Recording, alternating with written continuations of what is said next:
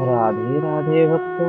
आज हम संत चरित्र में पयहारी बाबा श्री कृष्ण दास जी का संक्षेप में जीवन चरित्र का श्रवण करेंगे। जयपुर में गलता नामक एक प्रसिद्ध स्थान है जो गालव ऋषि का आश्रम माना जाता है। वहाँ वैष्णव संतों की गद्दी है जो गालता गादी नाम से आज भी प्रसिद्ध है और वहाँ आज भी हजारों संतों की नित्य प्रति सेवा होती रहती है। एक समय वहाँ के स्वामी श्री कृष्ण दास जी नाम के प्रसिद्ध संत थे। ये दधीची के वंश ने उत्पन्न दाहिमा ब्राह्मण थे। इन्होंने आजीवन अन्न के स्थान पर दुग्ध का ही आहार किया, जिसके कारण आपकी प्रसिद्धि पयहारी बाबा के नाम से रही। श्री पयहारी जी महाराज सिद्ध संत थे।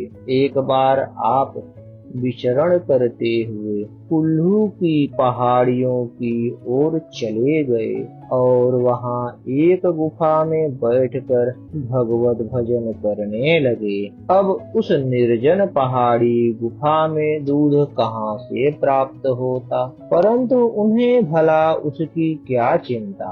चिंता तो उसे करनी थी जिनका वे भजन कर रहे थे, क्योंकि अपने भक्तों के योग क्षेम का भार तो वे ही वहन करते हैं। प्रभु प्रेरणा से पहाड़ियों पर चरती हुई एक ग्वाले की गाय झुंड से निकलकर उस पहाड़ी गुफा के पास चली आई और उसके स्तनों से पयः श्रवण होने लगा। पयहारी बाबा ने इसे ईश्वर कृपा मानकर अपने कमंडलू में दूध एकत्र कर लिया और कपड़े से छानकर पी गई। गाय फिर से जाकर झुंड में शामिल हो गई। अब तो यह नित्य प्रति का क्रम हो गया। गाय आ जाती और बाबा जी को दूध मिल जाता। एक दिन ग्वाले ने गाय को गुफा की ओर जाते देख लिया तो वह उसके पीछे पीछे वहां तक चला गया।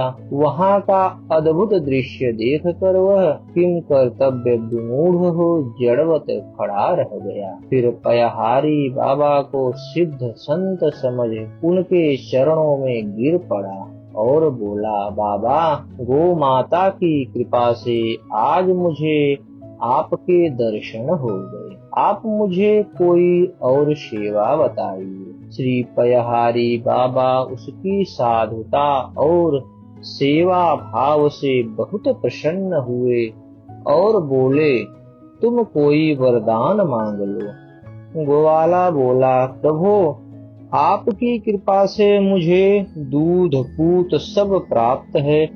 मुझे अब किसी वस्तु की आवश्यकता नहीं रही।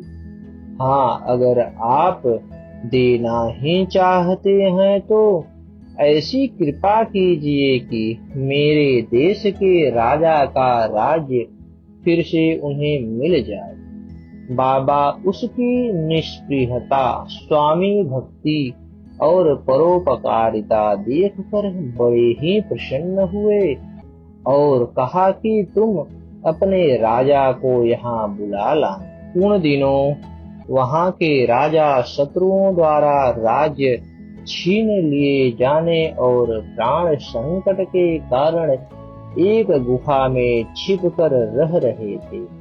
ग्वालों ने वहाँ जाकर उनसे पयहारी बाबा के विषय में बताया और उन्हें लिवा लाया। राजा ने बाबा के चरणों में दंडवत प्रणाम किया और अपने करुण कथा सुनाई। बाबा ने राजा को विजयी भव का आशीर्वाद दिया और कहा कि इस पहाड़ी पर चढ़कर चारों ओर देखो, जहाँ तक तुम्हारी दृष्टि जाएगी वहां तक का राज्य तुम्हारा हो जाएगा। राजा ने बाबा की आज्ञा का पालन किया और थोड़े ही दिनों में बिना किसी विशेष प्रयास के उनका खोया राज्य पुनः उन्हें प्राप्त हो गया। राज्य प्राप्ति के बाद राजा ने अपने संपूर्ण राज्य में संत सेवा और भगवत भजन का आदेश लागू कर दिया। इस प्रकार श्री पयहारी बाबा की कृपा से कुल्लू राज्य के लोग भगवत भक्त हो गए। पयहारी श्री कृष्ण दास जी ने जिस किसी के सिर पर हाथ रखा उसके हाथ के नीचे अपना हाथ नहीं फैलाया, अपितु उसे बड़ा भारी भक्ति का वरदान अवश्य दिया। कुल्लू देश का राजा इस बात का प्रमाण है। इसको आपने पर्वत की कंदरा में जाकर दर्शन दिया और आपकी कृपा से उसे राज्य भी प्राप्त हुआ।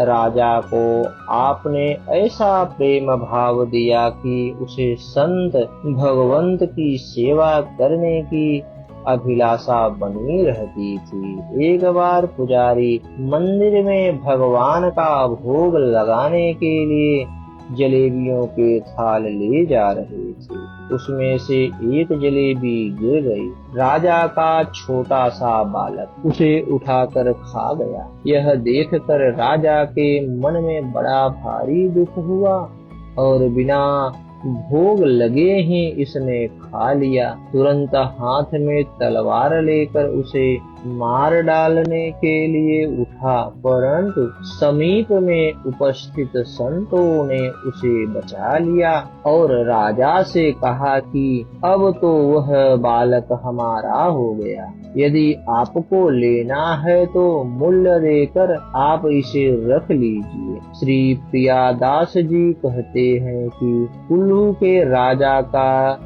यह पुत्र मेरे इस टीका के लिखने के समय तक विराजमान है। वह बड़ा भारी भगवत भक्त है। साधुओं की सेवा तथा उनका सम्मान करने में उसके समान दूसरा कोई नहीं है। एक बार अपने भंडारे की पक्ति में एक संत की पत्नी को गर्भवती देखकर राजपुत्र ने 2 पत्तलें दी और कहा कि गर्भस्थ बालक भक्त है और वह मेरा इष्ट देव है।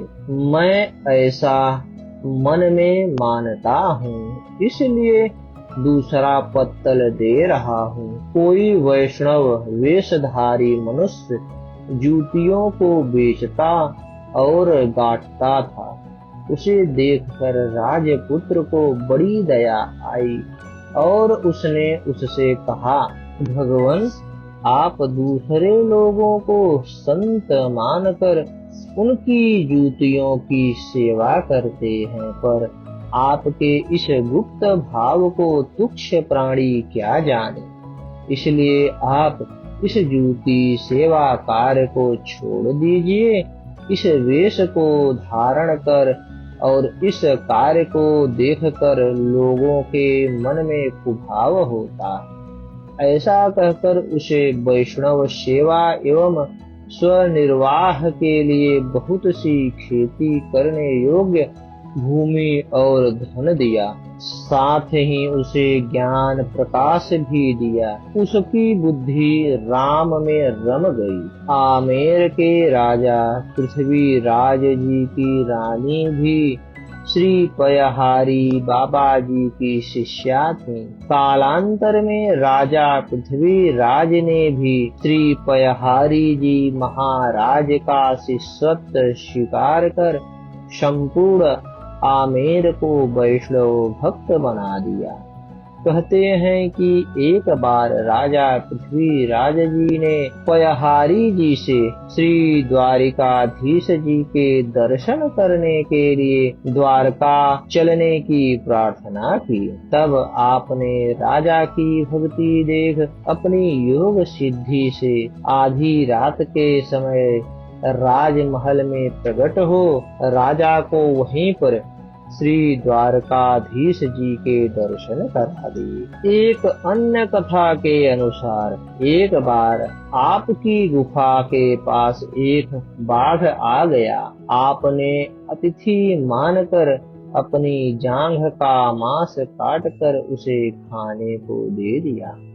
बाघ तो मांस खाकर चला गया, परंतु उनके इस आतिथ्य पालन रूप धर्म से उनके इष्ट देव प्रभु श्री राम जी से न रहा गया। वे कोटि काम कमनीय रूप में प्रकट हो गए और उनके सिर पर अपने कमल कर का स्पर्श कराया। उनके स्पर्श से पयहारी जी का शरीर तो पहले जैसा स्वस्थ हो ही गया, उनका अंतःकरण भी प्रभु दर्शन से गदगद हो गया। पयहारी श्री कृष्ण दास जी की कृपा से उनके सभी शिष्य जीवों को भवसागर से पार करने वाले हुए। उनमें से श्री किल्ह देव जी स्वामी, श्री अग्रदेव जी, केवल दास जी, चरणदास जी, हठी नारायण जी,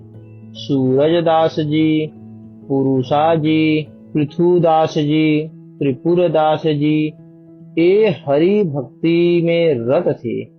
पद्मनाभ जी, गोपाल दास जी, टेकराम जी, टीला जी, गदाधारी, देवा पंडा जी, हेमदास जी, कल्याण दास जी, गंगा जी के समान गंगाबाई, विष्णुदास जी, कान्हर दास जी, रंगा राम जी, चांदनी जी और सबीरी जी, ये सभी भक्त गोविंद पथ परायण थे।